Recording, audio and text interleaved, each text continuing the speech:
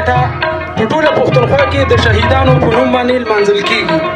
دا د دې لپاره لمانځو چې د دوی حوصله افزایي وشي او دا ضروري لمانځل ځکه پکار دی چې دوی موږ ته امن راکوي او موږ په امنیتي فضا کې خپل ژوند تېروو. پروګرام کې ټولو راغلو ښاغلو میلمنو قربانو سپین ږیرو